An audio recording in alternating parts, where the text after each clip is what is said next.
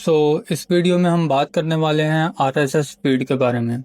RSS feed एक ऐसी feed है जिसमें किसी भी फीड की लेटेस्ट अपडेट्स आपको मिल जाती हैं।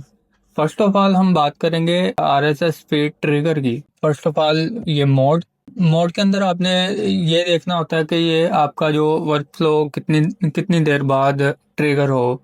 1 मिनट बाद हो, 1 घंटे बाद हो, 1 दिन बाद हो या वीक में एक बार हो। फीड यूआरएल में आपने उस वेबसाइट का फीड यूआरएल देना होता है जिस वेबसाइट का आपने डाटा फैच करना है। यहाँ पे एक और चीज़ है कि आरएसएस फीड ट्रिगर के अंदर किसी भी एक वेबसाइट का डाटा फैच कर सकते हैं। दूसरे नंबर पे आरएसएस नोड, यहाँ पे आपने सिर्फ एक ही चीज़ प्रोवाइड करनी होती है, वो है यूआरएल।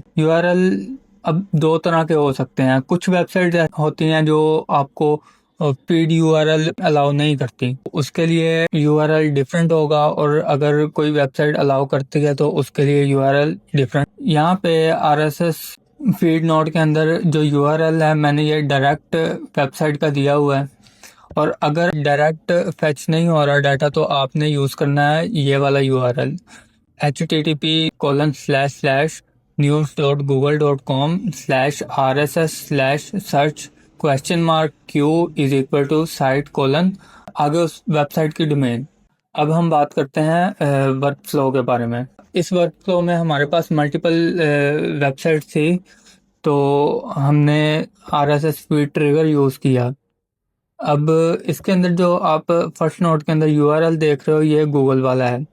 अगर तो आप नॉर्मल यूआरएल यूज़ करते हो तो उसके अंदर आपको लेटेस्ट ही चीज़ें मिलेंगी, यानी कि जो 24 घंटे के अंदर अंदर अपलोड हुई हैं या लेटेस्ट जो जो भी अपलोड हुआ है वो आपको मिलेगा। अगर आप ये गूगल वाला यूआरएल यूज़ करते हो तो इसके अंदर 100-200 आइटम्स आपको मिलती हैं, यानी कि ज़्यादा डाटा मिल जाता है आपको।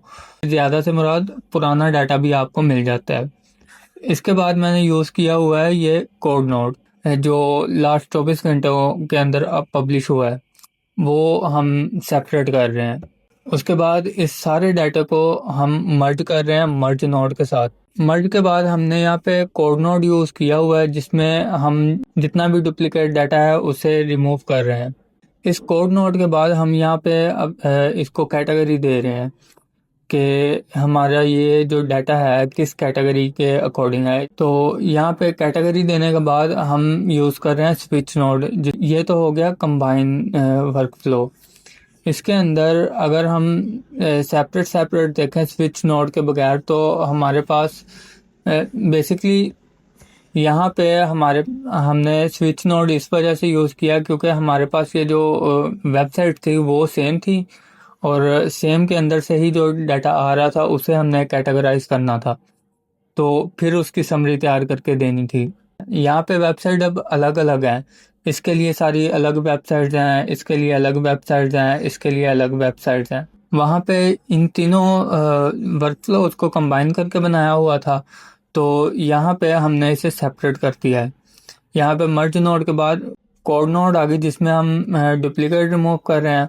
कोड नोड के आगे हमारे पास ऑब्वियसली हमारे पास मल्टीपल आइटम्स होंगी, यानी कि 50 हो गई, 60 हो गई, कितनी भी हो सकती हैं। तो हमने यहाँ पे इन सबको इकट्ठा किया है। इकट्ठा करने के बाद एआई एजेंट को दे दिया है कि अब इसकी समरी लिखनी है, और इसे एक प्रॉम्प्ट दे दिया है कि हमें इस सीक्वेंस के हिसाब से समरी बना के देनी है। जो आउटपुट हमें चाहिए वो हमने यहाँ पे बता दिया है। इस एआई में जो हमने मॉडल यूज़ किया वो ओपन एआई है, और जो हमने टूल यूज़ किया है वो परप्लेक्सिटी है। और इस आउटपुट के बाद एआई एजेंट के बाद हम यूज़ करने वाले हैं स्लैक ईमेल।